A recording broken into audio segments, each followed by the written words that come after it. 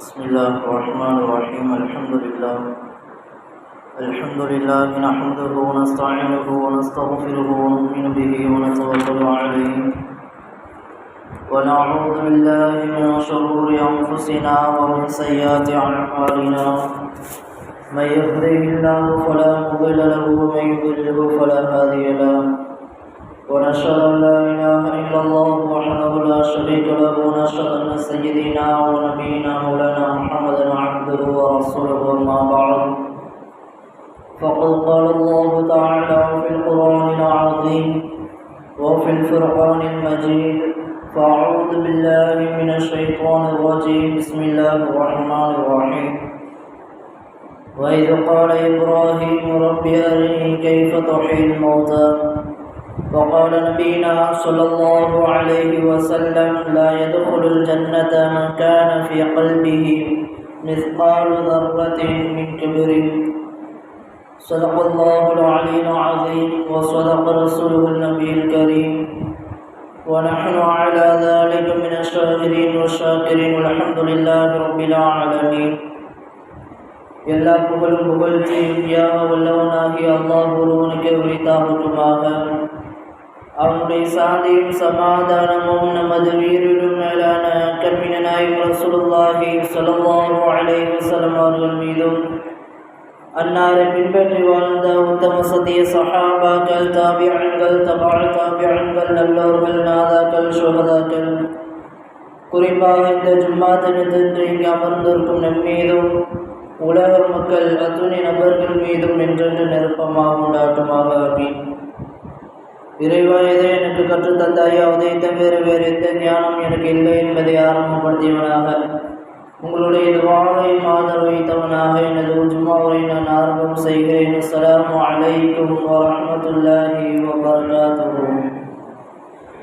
கண்ணியமான அல்லாஹ்வின் நல்லடியார்களே, இன்றைய தினம் உலக அளவில் மிக உயர்ந்து இருக்கக்கூடிய விஞ்ஞானமும் சரி, அறிவியலும் சரி, மருத்துவமும் சரி, இவைகள் அனைத்தும் இன்றைய காலகட்டத்தில் உலக அளவில் மிக உச்சத்தில் அடைந்து இருக்கக்கூடிய இந்த நேரத்திலும் கூட விஞ்ஞானத்தால் கண்டுபிடிக்க முடியாத, மருத்துவர்களால் கண்டுபிடிக்க முடியாத இன்றைய நம்மளிலும் பலர்களுக்கு ஏற்படக்கூடிய ஒரு சந்தேகம். உலகம் முழுவதும் எல்லோருக்கும் இந்த சந்தேகம் என்பது எல்லோருக்கும் இருக்கத்தான் செய்கிறது. ஆனால் அதை எப்படி அடைவது, அதை எப்படி கண்டுபிடிப்பது என்று திணறிக் கொண்டிருக்கக்கூடிய இந்த நேரத்தில் நம் எல்லோருக்கும் ஏற்படக்கூடிய அந்த சந்தேகம், மனிதன் பிறக்கிறான், பிறந்ததற்கு பிறகு அவன் வாழ்க்கையை தொடர ஆரம்பிக்கிறது. அவன் வாழ்ந்ததற்கு பிறகு அவனுடைய வாழ்க்கையில் பல சந்தோஷங்களை அடைகிறான், பல கஷ்டங்களை அடைகிறான், தோல்விகளையும் அடைகிறான். சந்தோஷம், வெற்றி எல்லாவற்றையும் ஒரு மனிதன் தன்னுடைய வாழ்க்கையில் அடைந்து கொண்டுதான் இருக்கிறான். அதை நாம் எல்லோரும் நம் கண்களால் நாம் பார்த்து கொண்டிருக்கிறோம். ஆனால் ஒரு மனிதன் இறந்ததற்கு பிறகு அவனுடைய நிலை என்ன? நம் கண்களால் அதை பார்க்க முடியவில்லை. ஒரு மனிதன் வாழ்ந்தான், பிறந்தான், எல்லாவற்றையும் அனுபவித்தான். ஆனால் அவைகள் எல்லாவற்றையும் தாண்டி ஒரு மனிதன் இறந்ததற்கு பிறகு அவனுடைய நிலை என்னவாக இருக்கும் என்பது இன்றைய உலகத்தில் இருக்கக்கூடிய எல்லோருக்கும் ஏற்படக்கூடிய ஒரு சந்தேகம். இன்னும் சொல்ல போனால் இஸ்லாமியர்களாக இருக்கக்கூடிய நமக்கும் கூட அந்த சந்தேகம் ஏற்படுகிறது. ஒரு மனிதன் இறந்ததற்கு பிறகு அவனுடைய நிலை என்னவாக இருக்கும் என்பது. நாம் மரணித்ததற்கு பிறகு நாம் மண்ணோடு மண்ணாக நம்முடைய உடல் மக்கி போகிறது, நம்முடைய உடல் அப்படியே அழிந்து விடுகிறது, நம்முடைய எலும்புகள் அழிந்து போய்விடுகிறது. அதே போன்று ஒரு மனிதன் கடலில் மூழ்கிவிட்டான், மூழ்கிவிட்டதற்கு பிறகு அவனுடைய உடல் மீன்களுக்கு, கடல் வாழ் உயிரினங்களுக்கு இரையாக போய்விடுகிறது. அதே போன்று ஒரு மனிதன் நெருப்பால் எரிந்து சாம்பலாக போய்விடுகிறான். இப்படி ஒரு மனிதனுடைய வாழ்க்கையில் அவனுடைய உடல் அழிவதற்கு எல்லா நிலையும் ஏற்படுகிறது. மண்ணால் அவனுடைய உடல் அழிந்து போய்விடுகிறது, கடலால் அவனுடைய உடல் அழிந்து போய்விடுகிறது, நெருப்பால் அவனுடைய உடல் அழிந்து போகிறது. சில விலங்குகளினுடைய உணவிற்கு அவனுடைய உடல் இறைச்சியாக போய்விட்டு அவனுடைய உடல் ஏதோ ஒரு காரணத்தால் அவனுடைய உடல் கண்டிப்பான முறையில் அழிந்து போய்விடுகிறது. அழிந்து போன அந்த உடலை இறைவன் நாளை மறுமையில் எப்படி உயிரோடு எழுப்புகிறான் என்ற ஒரு சந்தேகம். அதாவது இன்றைய காலத்தில் சில மனிதனுடைய எண்ணத்தில் ஏற்படக்கூடிய ஒரு செயல் என்னவென்று சொன்னால், மனிதன் வாழ்ந்தான், பிறந்தான், இறந்தான், ஆனால் அவனுக்கு மறுஜென்மம் இருக்கிறது என்று நம்பக்கூடிய சமூகம் இருக்கிறது. ஆனால் இஸ்லாமிய கொள்கையினுடைய கோட்பாட்டில் பார்த்தோம் என்று சொன்னால் மறுஜென்மம் என்பது ஒரு மனிதனுடைய வாழ்க்கையில் கிடையவே கிடையாது. அவன் பிறந்து இறந்து விட்டான் என்று சொன்னால் அதற்கு பிறகு மீண்டும் அவன் பிறந்து வருவான் என்பது ஒரு மனிதனுடைய வாழ்க்கையில் கிடையவே கிடையாது. இது இஸ்லாமியருடைய கொள்கை. இறைவனும் சரி, பெருமானார் ரசூல் ஸல்லல்லாஹு அலைஹி வஸல்லம் அவர்களும் இந்த கொள்கையை இந்த உலகத்திற்கு உறுதியாக நமக்கு சொல்லி தந்திருக்கிறார்கள். ஆனால் நமக்கு ஏற்படக்கூடிய ஒரு கேள்வி, மறுஜென்மம் என்பது கிடையாது, இறைவன் மீண்டும் பிறந்து வருவான் என்பது கிடையாது, மீண்டும் அவன் உயிரோடு வருவான் என்பது இந்த உலகத்தில் அவனுக்கு கிடையவே கிடையாது என்று இருக்குகின்ற பொழுது, ஒரு மனிதன் இறந்ததற்கு பிறகு நாளை மறுமையில் மட்டும் அவனால் எப்படி பிறந்து வர முடியும்? இறைவன் அவனை உயிர்ப்பிப்பேன் என்று இறைவன் சொல்கிறான். அது எப்படி? மறுஜென்மம் என்று இல்லை என்றால் அப்போ நாளை மறுமையில் அவனை உயிர்ப்பிக்க முடியாது என்பதுதானே அர்த்தம். இப்போ இந்த உலகத்தில் மறுஜென்மம் என்று இல்லாத போது நாளை மறுமையில் மட்டும் இறைவன் எப்படி ஒரு மனிதனை உயிரோடு எழுப்ப முடியும் என்ற ஒரு சந்தேகம் இன்று நம்மளிலும் பலருக்கு இருக்கத்தான் செய்கிறது. ஆனால் இந்த சந்தேகம் நமக்கு இன்றைய காலத்தில் ஏற்பட்டதையும் தாண்டி பல ஆண்டுகளுக்கு முன்பு இப்ராஹிம் அலைஹிஸ்ஸலாம் அவங்களுக்கு இந்த சந்தேகம் ஏற்பட்டுச்சு. பல ஆண்டுகளுக்கு முன்பாக இப்ராஹிம் அலைஹிஸ்ஸலாம் அவர்களுக்கும் கூட இந்த சந்தேகம் ஏற்பட்டது. ஒரு மனிதன் இறந்து விட்டான், அவனுடைய உடல் அழிந்து விட்டது, ஆனால் இறைவன் எப்படி அவனுடைய உயிரை மீண்டும் உயிர்ப்பிப்பான்? சஹாபாக்களுக்கும் இதே சந்தேகம் ஏற்பட்டது. அந்த சந்தேகத்திற்கு பதில் கொடுக்கும் விதமாக இறைவன் குர்ஆனில் ஒரு வசனத்தை இப்ராஹிம் அலைஹிஸ்ஸலாமுடைய வாழ்க்கையை நிகழ்த்திவிட்டு சொல்லி காட்டினான். பெருமானார் ரசூல் ஸல்லல்லாஹு அலைஹி வஸல்லம் அவருடைய காலத்தில் கூட சஹாபாக்களுக்கு எல்லாம் இந்த சந்தேகம் ஏற்பட்டது. அந்த சந்தேகத்தை நீக்கும் விதமாக இந்த ஒரு வசனத்தை பெருமானார் ரசூல் ஸல்லல்லாஹு அலைஹி வஸல்லம் அவர்களுக்கு சஹாபாக்களுக்கு உணர்த்தும் விதமாக இப்ராஹிம் அலைஹிஸ்ஸலாமுடைய காலத்தில் அவருடைய வாழ்க்கையில் ஏற்பட்ட அந்த நிகழ்வை சொல்லிவிட்டு பெருமானார் ரசூல் ஸல்லல்லாஹு அலைஹி வஸல்லம் அவர்கள் நாளை மறுமை நாளில் ஒரு மனிதன் மீண்டும் உயிரோடு எழுப்பப்படுவான் என்பதை உறுதியோடு பெருமானார் சொல்லி தந்தார்கள். இப்ராஹிம் அலைஹிஸ்ஸலாம் அவர்கள் ஒரு முறை கடற்கரை ஓரமாக சென்று கொண்டிருக்கிறார்கள். அப்படி சென்று கொண்டிருக்கக்கூடிய அந்த நேரத்தில் கடல் ஓரத்தில் ஒரு விலங்கு செத்து கிடக்கக்கூடிய அந்த காட்சியை இப்ராஹிம் அலைஹிஸ்ஸலாம் அவர்கள் பார்க்கிறார்கள். செத்து கிடந்த அந்த விலங்கினுடைய அந்த இறைச்சியை ஓநாய்கள் சாப்பிட்டு கொண்டிருக்கிறது. பறவைகள் அந்த இறைச்சியை கொத்தி தின்று கொண்டிருக்கிறது. அந்த இறைச்சியினுடைய அந்த ஒவ்வொரு துண்டுகளையும், சின்ன சின்ன துண்டுகளையும் கடலினுடைய அலைகள் கொஞ்சம் கொஞ்சமாக அடித்து கொண்டு கடலுக்குள் சென்றுகிறது அந்த இறைச்சியை. அந்த இறைச்சியின் மீன்களும் கடல்வாழ் உயிரினங்களும் அந்த இறைச்சியை சாப்பிடுகிறது.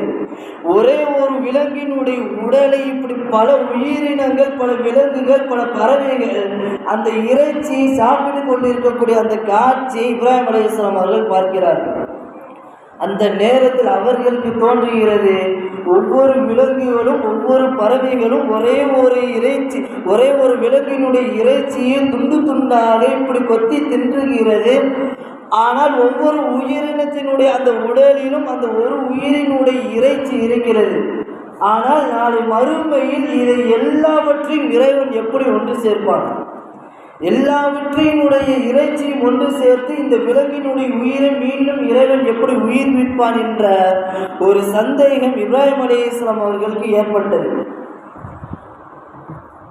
அப்போ இப்ராஹிம் அலைஹிஸ்ஸலாம் அவர்களுக்கு அதை உணர்த்தும் விதமாக மலக்குல் மௌத் இஸ்ராயில் அலைஹிஸ்ஸலாம் அவர்களை இப்ராஹிம் அலைஹிஸ்ஸலாம் அவர்களை சந்திப்பதற்காக வருகிறார்கள். அந்த நேரத்தில் இப்ராஹிம் அலைஹிஸ்ஸலாம் அவர்களிடத்தில் சொல்கிறார்கள், இறைவன் உங்களை கலீலுல்லாஹ், அல்லாஹ் உங்களை நண்பனாக தேர்ந்தெடுத்திருக்கிறான் என்ற அந்த செய்தியை மலக்குல் மௌத் சொல்கிறார்கள். அப்பொழுது இப்ராஹிம் அலைஹிஸ்ஸலாம் அவர்கள் கேட்கிறார்கள், இதனால் எனக்கு என்ன கிடைக்கிறது என்று கேட்கின்ற பொழுது மலக்குல் மௌத் சொல்கிறார்கள், நீங்கள் இறைவனிடத்தில் என்ன கேட்டாலும் உங்களுக்கு கிடைக்கும். இப்ராஹிம் அலைஹிஸ்ஸலாம் அவர்கள் இறைவனிடத்தில் கேட்கிறார்கள். இப்ராஹிம் அலைஹிஸ்ஸலாம் அவர்கள் கேட்கிறார்கள், ரப்பி அரினி கைஃப துஹில் மௌதா, இறைவா மௌத்தானவர்களை நீ எப்படி உயிர்ப்பிப்பாய், மௌத்தானவர்களை நீ எப்படி உயிர்ப்பிப்பாய் என்பதாக இப்ராஹிம் அலைஹிஸ்ஸலாம் அவர்கள் அது இறைவனிடத்தில் கேட்ட பொழுது இறைவன் இப்ராஹிம் அலைஹிஸ்ஸலாம் அவர்களை பார்த்து கேட்கிறான், அவலம் தும்மின், என் மீது உனக்கு நம்பிக்கை இல்லை என்பதாக கேட்கிறான். நான் மீண்டும் உங்களை உயிர்ப்பிப்பேன் என்பதில் நீங்கள் சந்தேகம் கொள்கிறீர்களா, என் மீது உங்களுக்கு நம்பிக்கை இல்லை என்று கேட்கின்ற பொழுது இப்ராஹிம் அலைஹிஸ்ஸலாம் அவர்கள் சொல்கிறார்கள், பலா இறைவா, அப்படியெல்லாம் இல்லை, அனைத்தின் மீதும் நீ சக்தி பெற்றவன், அனைத்தின் மீதும் நீ ஆற்றல் உள்ளவனாக இருக்கிறார், உன் மீது எனக்கு எந்த ஒரு சந்தேகமும் இல்லை. வலாக்கின் என்றாலும் கல்வி, என்னுடைய உள்ளம் இருக்கு பார்த்தியா, என்னுடைய உள்ளம் நிம்மதி அடைய மாட்டேங்குது.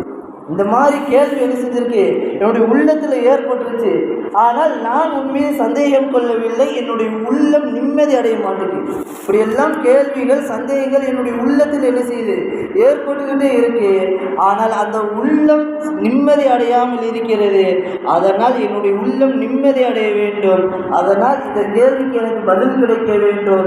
நீ மரணித்தவர்களை எப்படி மீண்டும் உயிர்ப்பிப்பாய் என்பதை எனக்கு நீ காட்ட வேண்டும் என்பதாக இப்ராஹிம் அலைஹிஸ்ஸலாம் அவர்கள் இறைவனிடத்தில் கூறுகிறார். நாளை மறுமையில் ஏற்படக்கூடிய அந்த செயலை இந்த உலகில் என் கண் முன்னால் எனக்கு நீ காட்ட வேண்டும் என்பதை இப்ராஹிம் அலைஹிஸ்ஸலாம் அவர்கள் இறைவனிடத்தில் கேட்ட பொழுது இறைவன் சொல்கிறான், இப்ராஹிம் அலைஹிஸ்ஸலாம் அவர்களிடத்தில் இறைவன் சொல்கிறான், இப்ராஹிம் நபியே, ஒரு 4 பறவைகளை நீங்க பிடிங்க, 4 பறவைகளை நீங்க பிடிங்க. இலைக்க, அந்த பறவையை நீங்க எப்படி பழக்கப்படுத்த வேண்டும் தெரியுமா, நீங்கள் எங்க இருந்தாலும் சரி, நீங்கள் அந்த பறவையை அழைக்கின்ற பொழுது அந்த பறவை எங்க இருந்தாலும் உங்கள்கிட்ட வரணும். அந்த மாதிரி என்ன செய்யணும், நீங்க அந்த 4 பறவைகளையும் பழக்கப்படுத்தணும். அப்போ இப்ராஹிம் அலைஹிஸ்ஸலாம் அவரிடத்தில் மீண்டும் அல்லாஹ் சொல்கிறார், இப்ராஹிம் அலைஹிஸ்ஸலாம் அவர்கள் 4 பறவைகளை பிடித்தார்கள். 4 பறவைகளை பிடித்து விட்டு பழக்கப்படுத்துகிறார்கள். இப்ராஹிம் அலைஹிஸ்ஸலாம் அவர்கள் எங்கே இருந்தாலும் அந்த பறவையை அழைக்கின்ற பொழுது தன்னிடத்தில் வருகின்ற அளவிற்கு இப்ராஹிம் அலைஹிஸ்ஸலாம் அவங்க அந்த 4 பறவைகளை பழக்கப்படுத்துகிறாங்க. அதுக்கடுத்து இப்ராஹிம் அலைஹிஸ்ஸலாம் இடத்தில் இறைவன் சொல்கிறான், தும்ப ஜஅல் அலா குல்லி ஜபலின் மின்ஹுன்ன ஜுஸான், அந்த 4 பறவைகளையும் நீங்கள் அருங்கன்னா, அந்த 4 பறவைகளையும் அருங்க. எப்படி அறுக்கணும், கொஞ்சம் கொஞ்சமாக துண்டு துண்டாக அந்த பறவைகளுடைய உடலை நீங்கள் என்ன செய்யணும், அறுத்து அந்த பறவைகளுடைய இறைச்சிகள் இருக்கு பார்த்தீங்களா, அந்த 4 பறவைகளுடைய அந்த இறைச்சியையும் அந்த இறகுகளையும் நீங்கள் ஒன்றோடு ஒன்றாக என்ன செய்யணும், கலக்கணும். ஆண்டும் வெவ்வேறு பறவைகள், அந்த வெவ்வேறு பறவைகளையும் அறுத்து அந்த இறைச்சிகளை துண்டு துண்டாக வெட்டி அந்த இறைச்சிகளையும் அதனுடைய ரோமங்கள் இறகுகளையும் நீங்கள் ஒன்றோடு ஒன்றாக என்ன செய்ய வேண்டும், இணைத்து அதை கலந்து விட வேண்டும் என்று இறைவன் சொல்லி அந்த கலக்கப்பட்ட அந்த இறைச்சிகளை கொஞ்சம் கொஞ்சம் எடுத்து உங்களை சுற்றி இருக்கக்கூடிய மலைப்பகுதி உச்சியில் போய் என்ன செய்யணும், வைக்கணும்னு நல்லா உங்களை சுற்றி இருக்கக்கூடிய அந்த மலையினுடைய உச்சியில போய் என்ன செய்யணும், இந்த இறைச்சியை கொஞ்சம் கொஞ்சமாக எடுத்து ஒவ்வொரு மலையினுடைய உச்சியிலும் நீங்கள் என்ன செய்ய வையுங்கள் என்பதாக இப்ராஹிம் அலைஹிஸ்ஸலாம் அவர்களிடத்தில் அல்லாஹ் சொல்லி அதற்கடுத்து அல்லாஹ் சொல்கிறான், சும்மா இப்ராஹிம் நபியே, ஒவ்வொரு இறைச்சிகளும் நீங்கள் தனித்தனியாக வச்சுட்டீங்க, சும்மா தோணுன்னா இப்போ நீங்கள் என்ன செய்யுங்க, அதை அலையுங்க அப்படின்னு அல்லாஹ். இப்போ நீங்கள் அதை என்ன செய்யணும், கூப்பிடணும்னு நல்லா சொல்கிறான். உயிரோடு இருந்தால் என்ன செஞ்சிடும், பறந்து வந்துடும். உயிரை இல்லை, துண்டு துண்டாக வெட்டப்பட்டது, ஒவ்வொன்றையும் ஒவ்வொன்றாக இணைத்து விட்டு ஒவ்வொரு இடத்திலும் தனித்தனியாக வைக்கப்பட்டிருக்கிறது இறைச்சியாக.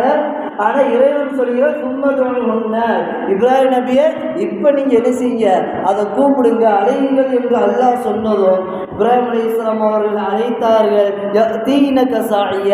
ஒவ்வொரு பகுதியில் இருக்கக்கூடிய அந்த இறைச்சிகள் ஒவ்வொன்றும் பறந்து இப்ராஹிம் அலைஹிஸ்ஸலாம் அவர்களை நோக்கி வருகிறது. ஒவ்வொரு இறைச்சி துண்டுகளும் இறகுகளும் பறந்து கொண்டு இப்ராஹிம் அலைஹிஸ்ஸலாம் அவர்கள் அழைத்ததும் அந்த இறைச்சிகள் பறந்து இப்ராஹிம் அலைஹிஸ்ஸலாம் அவர்களை நோக்கி வருகிறது. எப்படி வருகிறது?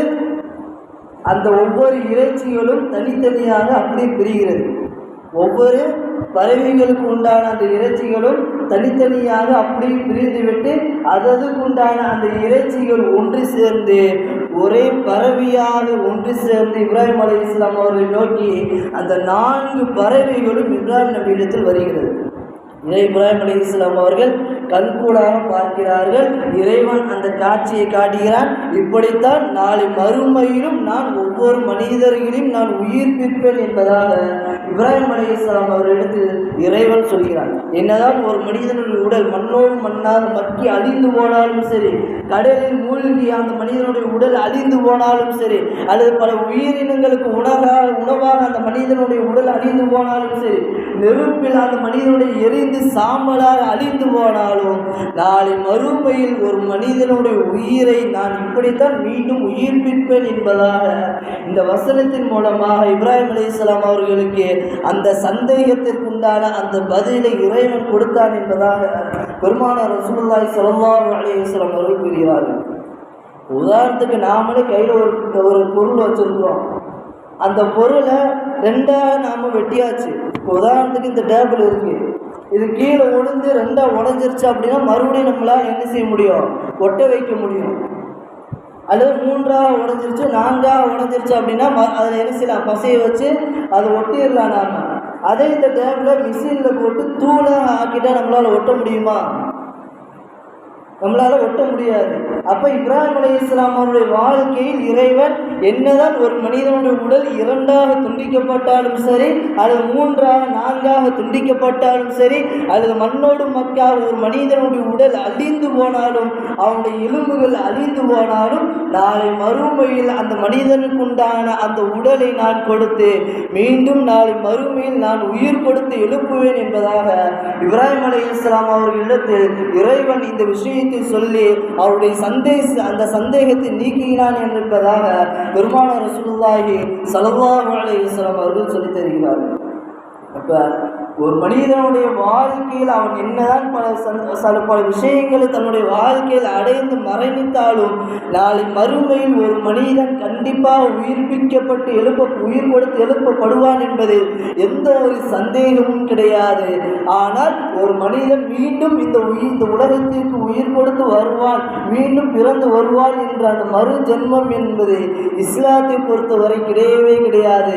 அந்த மனிதன் இறந்து விட்டான் என்று சொன்னால் நாளை மறுமையில் தான் அவன் உயிர் கொடுத்து எழுப்பப்படுவான் என்பதை இப்ராஹிம் அலைஹிஸ்ஸலாம் அவர்களுக்கு இறைவன் இந்த வசனத்தின் மூலமாக தெளிவுபடுத்தி காட்டுகிறான்.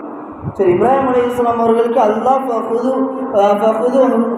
அர்பாஅத்தும் மின த்வைர் 4 பறவைகளை பிடிங்கன்னு அல்லாஹ் சொன்னான். ஆனால் எந்த பறவைகளை பிடிக்கணும்னு அல்லாஹ் சொல்லல. ஆனால் இப்ராஹிம் அலைஹிஸ்ஸலாம் அவர்கள் ஒரு 4 விதமான பறவைகளை என்ன செஞ்சாங்க? தேர்ந்தெடுத்தாங்க. ஏன் இப்ராஹிம் அலைஹிஸ்ஸலாம் அவங்க அந்த 4 பறவைகள்? 1 தாவூஸ் மயில், 2வது தீக் சேவல், 3வது உராப் காகம், 4வது ஹமாமா புறா. இந்த 4 பறவைகளையும் இப்ராஹிம் அலைஹிஸ்ஸலாம் அவங்க என்ன செஞ்சாங்க? தேர்ந்தெடுத்தாங்க. ஆனால் ஏன் இப்ராஹிம் அலைஹிஸ்ஸலாம் அவங்க இந்த 4 பறவைகளை தேர்ந்தெடுத்தார்கள் என்பதற்கு காரணம் சொல்கின்ற பொழுது இப்ராஹிம் அலைஹிஸ்ஸலாம் அவர்கள் முதலில் அந்த மயிலை என்ன செஞ்சாங்க? தேர்ந்தெடுத்தாங்க. அந்த மயிலுடைய குணம் எப்படி இருக்கும் பார்த்தீங்கன்னா, மயில் பார்ப்பதற்கு மிகவும் அழகானதாக இருக்கும். தன்னுடைய இறகுகளை விரித்தது என்று சொன்னால் பார்ப்பதற்கு மிகவும் அழகான ஒரு தோற்றத்தை கொடுக்கும். அப்போ இப்ராஹிம் அலைஹிஸ்ஸலாம் அவர்கள் அந்த மயிலை தேர்ந்தெடுத்ததற்கு காரணத்தை இப்ராஹிம் அலைஹிஸ்ஸலாம் அவர்கள் சொல்கின்ற பொழுது, மயிலை பார்ப்பதற்கு அழகானதாக இருக்கும், ஆனால் அந்த மயிலிடத்தில் இருக்கக்கூடிய ஒரு குணம் இருக்கிறது. அந்த குணம்தான் பெருமை. தன்னுடைய அழகை வைத்து கொண்டு மற்ற பறவைகளை இழிவாக பார்க்கக்கூடிய அந்த குணம் மயிலிடத்தில் இருக்கிறது. தன்னை பெருமையாக காட்டக்கூடிய அந்த குணம் மயிலிடத்தில் இருக்கிறது. அந்த குணம் மனிதனுடைய வாழ்க்கையில் இருக்கவே கூடாது என்பதற்காகத்தான் நான் மயிலை தேர்ந்தெடுத்தேன் என்பதாக இப்ராஹிம் அலைஹிஸ்ஸலாம் அவர்கள் சொல்கிறார்கள். பெருமானார் ரசூல் ஸல்லல்லாஹு அலைஹி வஸல்லம் அவர்கள் சொல்கிறார்கள், லா யதுகுலுல் ஜன்னத மன் கான ஃபீ கல்பிஹி மிஸ்காலு ذرة மின் கிப்ர். யாருடைய உள்ளத்தில் அணு அளவு பெருமை இருக்கிறதோ அவர்கள் சொர்க்கத்திற்கு நுழையவே மாட்டார்கள் என்பதாக பெருமானார் ரசூல் ஸல்லல்லாஹு அலைஹி வஸல்லம் அவர்கள் சொன்னார்கள். அணு அளவு ஒரு மனிதனுடைய உள்ளத்தில் பெருமை இருந்து விட்டது என்று சொன்னால் அந்த மனிதன் சொர்க்கத்திற்கு நுழையவே மாட்டான் என்பதாக பெருமானார் ரசூல் ஸல்லல்லாஹு அலைஹி வஸல்லம் அவர்கள் சொல்லி, தன் அழகை கொண்டோ அல்லது தன்னுடைய பொருளை கொண்டோ அல்லது தன்னுடைய பதவிகளை கொண்டோ ஒரு மனிதன் பெருமை எடுத்து பேசினான் என்று சொன்னால் அவன் சொர்க்கத்திற்கு நுழைய மாட்டான் என்பதாக பெருமானார் சஹாபாக்களுக்கு சொன்ன பொழுது ஒரு சஹாபி எழுந்து கேட்டார்கள், யார் ரசூலுல்லாஹ்,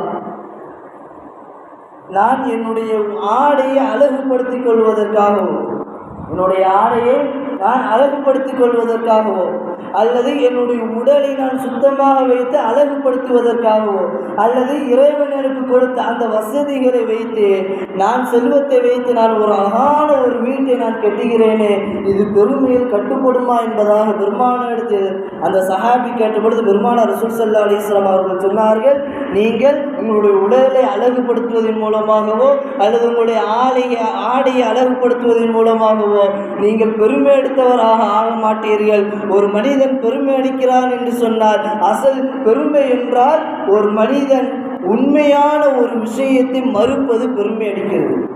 ஒரு உண்மையான ஒரு விஷயம், அந்த உண்மையை ஒரு மனிதன் மறுக்கிறான் என்று சொன்னால் இது பெருமை அடிப்பதற்கு சமம். அதே போன்று ஒரு மனிதன் தன்னுடைய அழகை வைத்தோ அல்லது தன்னுடைய பொருட்களை வைத்தோ அல்லது தன்னுடைய பதவியை வைத்தோ அல்லது தனக்கு கொடுக்கப்பட்ட அந்த வசதி வாய்ப்புகளை வைத்து ஒரு மனிதன் மக்களை இழிவாக பார்க்கும் விதமாக இருந்தால்தான் அது பெருமையில் கட்டுப்படும். உங்களுடைய உடலை நீங்கள் அழகுபடுத்துவதன் மூலமாகவோ உங்களுடைய ஆடையை அழகுபடுத்துவதன் மூலமாகவோ அது பெருமையில் கட்டுப்படாது. மக்களை எப்பொழுது இழிவாக பார்த்து ஒரு மனிதன் தன்னுடைய அழகை வைத்து பெருமைப்படுகிறானோ அதுதான் பெருமையில் கட்டுப்பட்டது என்பதாக பெருமானார் ரசூலுல்லாஹி ஸல்லல்லாஹு அலைஹி வஸல்லம் அவர்கள் சொல்லித் தருகிறார்கள். அப்போ ஒரு மனிதனுடைய வாழ்க்கையில் பெருமை என்பது அறவே இருக்கக்கூடாது என்பதாக பெருமானார் ரசூலுல்லாஹி ஸல்லல்லாஹு அலைஹி வஸல்லம் அவர்கள் இந்த ஹதீஸின் மூலமாக தெளிவுபடுத்துகிறார்கள். அதனால்தான் இப்ராஹிம் அலைஹிஸ்ஸலாம் அவர்கள் மயிலிடத்தில் இருக்கக்கூடிய அந்த குணம் என்பது பெருமையை காட்டக்கூடிய அந்த குணம் அந்த மயிலுக்கு இருக்கிறது. மற்ற பறவைகளை இழிவாக பார்க்கக்கூடிய அந்த குணம் அதுக்கு இருக்கிறது. அதனால்தான் நான் மயிலை தேர்ந்தெடுத்தேன் என்பதாக இப்ராஹிம் அலைஹிஸ்ஸலாம் அவர்கள் சொல்கிறார்கள். இரண்டாவதாக சேவலை நான் தேர்ந்தெடுத்ததற்குண்டான காரணம் சேவலிடத்தில் இருக்கக்கூடிய ஒரு குணம் இச்சை. சேவலுக்கு அதிகமாக இச்சை அந்த சேவலுக்கு இருக்கிறது. அதனால்தான் நான் சேவலை தேர்ந்தெடுத்தேன். ஒரு மனிதனுடைய வாழ்க்கையில் மனோ இச்சை என்பது அறவே இருக்கக்கூடாது. மன இச்சை ஒரு மனிதனுடைய வாழ்க்கையில் இருந்தது என்று சொன்னால் அந்த மனிதனுடைய வாழ்க்கையில் அழிவு என்பது கண்டிப்பாக ஏற்படும் என்பதாக இப்ராஹிம் அலைஹிஸ்ஸலாம் அவர்கள், அதனால்தான் ஒரு மனிதனுடைய வாழ்க்கையில் மனோ இச்சை என்பது அறவே இருக்கக்கூடாது, அதை அழிக்க வேண்டும் என்பதற்காகத்தான் நான் மனோ இச்சை அதிகமாக இருக்கக்கூடிய அந்த சேவலை நான் தேர்ந்தெடுத்தேன் என்பதாக இப்ராஹிம் அலைஹிஸ்ஸலாம் அவர்கள் சொல்கிறார்கள். அபூபக்கர் அல் மிஸ்கி ரஹ்மத்துல்லாஹி அலைஹி அவர்கள் எகிப்து நாட்டிலேயே மிக அழகிய தோற்றமுடையவர், இன்னும் சொல்ல போனால் நற்குணம் உள்ள ஒரு வாலிபராக இருந்தார். எகிப்து நாட்டிலேயே அழகில் மிக தோற்றம் உள்ளவர்களாக அந்த அபூபக்கர் அல் மிஸ்கி ரஹ்மத்துல்லாஹி அலைஹி அவங்க இருந்தார்கள். அவங்களுடைய வேலை என்னன்னு பார்த்தீங்கன்னா வியாபாரம் செய்யக்கூடியது. வேறு ஊருக்கு போய் தன்னிடத்தில் இருக்கக்கூடிய பொருட்களை வெளியூருக்கு போய் வியாபாரம் செய்கிறது அவங்களுடைய வேலை. அப்படி ஒரு நாள் எகிப்திலிருந்து ஒரு ஊருக்கு போகிறாங்க. போகும்போது தன்னுடைய பொருட்களை வியாபாரம் செய்வதற்காக போகிறாங்க. போகும்போது கடை வீதிகளில் போகிறாங்க. போகும்போது அந்த வீதியில் அந்த ஊரிலேயே வசதியில் உயர்ந்த ஒரு அழகான ஒரு பெண்மணி அபூபக்கர் அல் மிஸ்கி ரஹ்மத்துல்லாஹி அவருடைய அழகை பார்த்து மயங்கி போனாங்க. அப்போ அந்த பெண்மணி நினைக்கிறாங்க, இந்த மனிதரை நாம் கண்டிப்பாக அடைய வேண்டும் என்ற ஒரு தவறான ஒரு எண்ணம் அந்த பெண்மணியுடைய உள்ளத்தில் ஏற்படுது. அப்போ அந்த பெண்மணி தன்னுடைய வீட்டில் இருக்கக்கூடிய அந்த அடிமையிடத்தில் சொல்லி அந்த மனிதனிடத்தில் சென்று பொருட்களை எங்களுடைய எஜமானர் வாங்க இருக்கிறார், அதனால் நீங்கள் வீட்டுக்கு வாருங்கள் என்று அந்த மனிதரை அழைத்து வாருங்கள் என்பதாக அந்த பெண்மணி தன்னுடைய அடிமையிடத்தில் சொல்லி அனுப்புகிறாங்க. அந்த அடிமையும் அபூபக்கர் அல் மிஸ்கி ரஹ்மத்துல்லாஹி அலைஹி அவங்களை அந்த பெண்மணியுடைய வீட்டுக்கு அழைத்து வாரார்கள். அழைத்து வந்ததும் வீட்டிற்குள் வருகிறார்கள். வீட்டில் அமர்ந்திருக்கிறார்கள். அந்த பெண்மணி தன்னுடைய வீட்டு கதவை அடைச்சிட்டாங்க. அப்போ அந்த பெண்மணி சொல்கிறார், நான் சொல்வதை நீ கேட்டால் உனக்கு நல்லது, என்னுடைய ஆசைக்கு நீ இணங்க வேண்டும், அப்படி இல்லை என்றால் நீ என்னிடத்தில் தவறாக நடந்து கொண்டாய் என்று ஊர் மக்களிடத்தில் நான் சொல்லி இந்த ஊரை விட்டு நான் உன்னை அடித்து துரத்து விடுவேன் என்பதாக அந்த பெண்மணி சொன்ன பொழுது அபூபக்கர் அல்-மிஸ்கி ரஹ்மத்துல்லாஹி அலைஹி அவங்களுக்கு பயம் ஏற்பட்டுச்சு.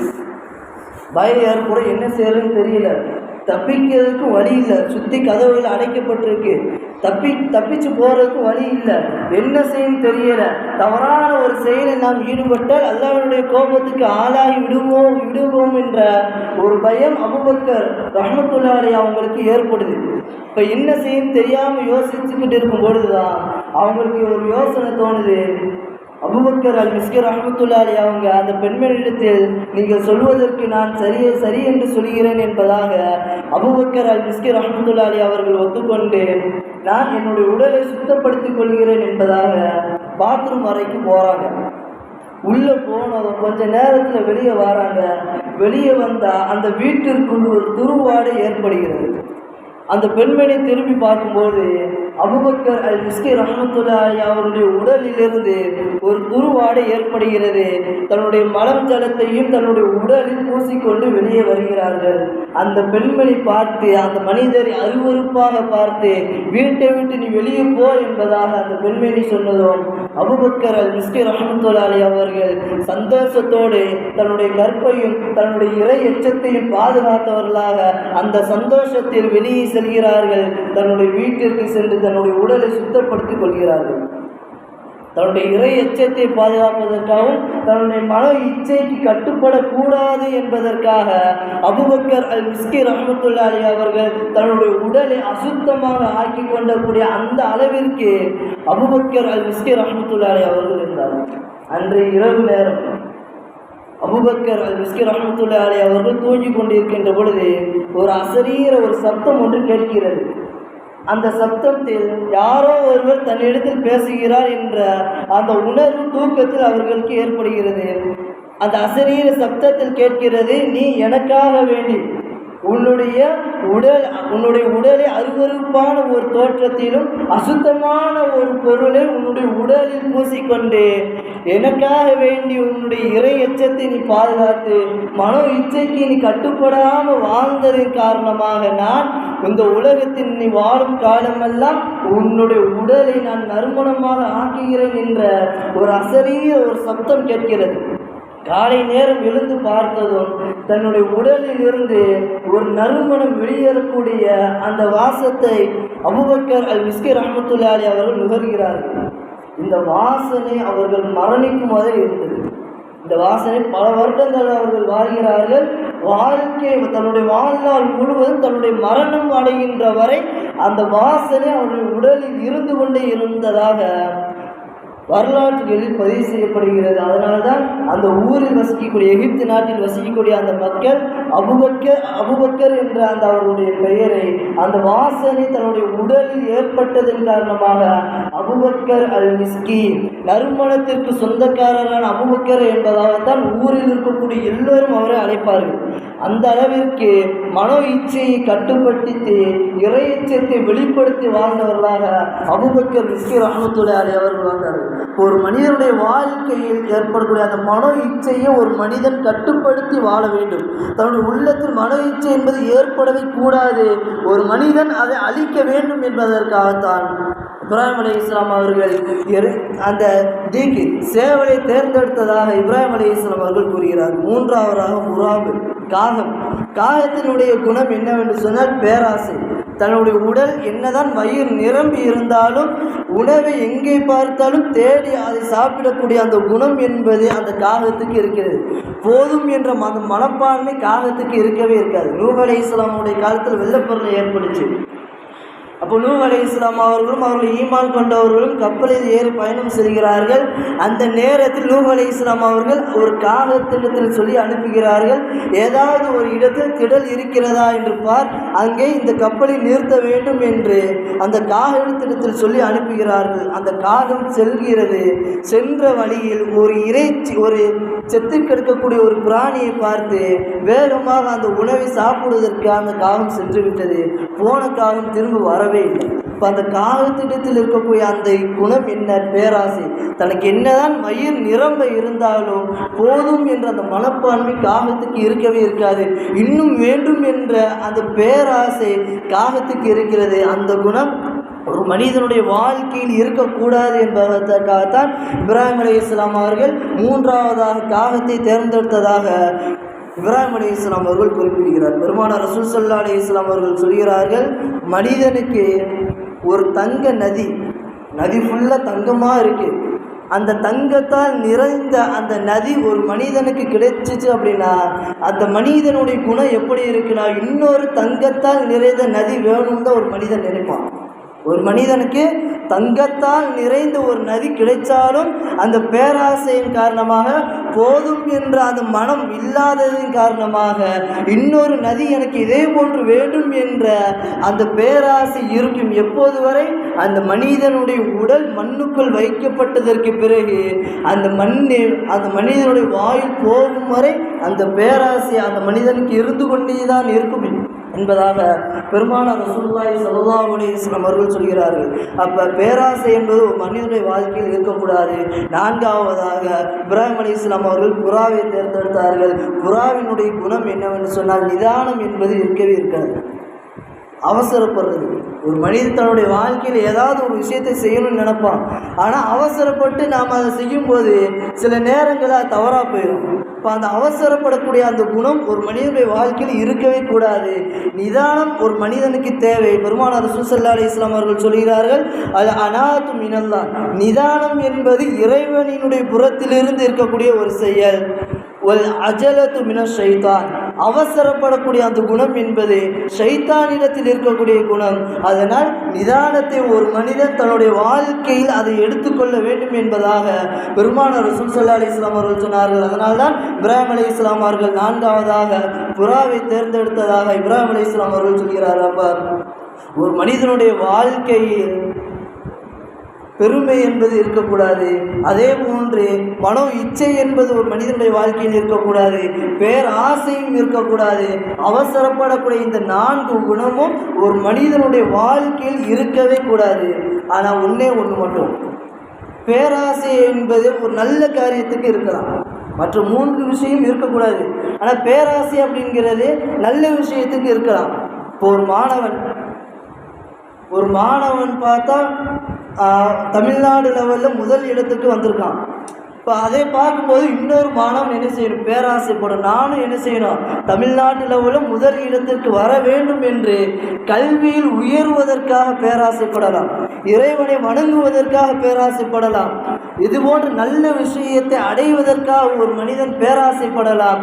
ஆனால் ஒரு மனிதன் தீய விஷயத்திற்கு பேராசைப்படவே கூடாது என்பதாக பெருமானார் ரசூல் ஸல்லல்லாஹு அலைஹி வஸல்லம் அவர்கள் ஒரு தீய விஷயத்திற்கு இந்த 4 குணமும் ஒரு மனிதனுக்கு தன்னுடைய வாழ்க்கையில் இருக்கவே கூடாது என்பதாக பெருமானார் ரசூல் ஸல்லல்லாஹு அலைஹி வஸல்லம் அவர்கள் இப்ராஹிம் அலைஹிஸ்ஸலாமுடைய வாழ்க்கையின் மூலமாக நமக்கு சொல்லித் தந்திருக்கிறார்களாக.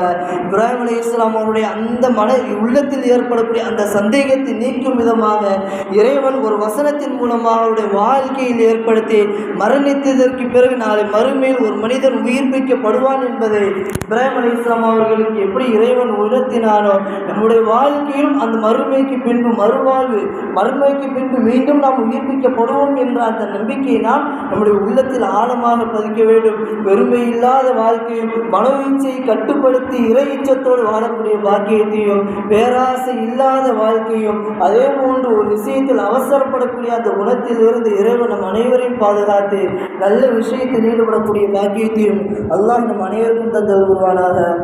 வாஹிர் தஅவானா அல்ஹம்துலில்லாஹி ரப்பில் ஆலமீன். அஸ்ஸலாமு அலைக்கும் வரஹ்மத்துல்லாஹி வபரகாத்துஹு.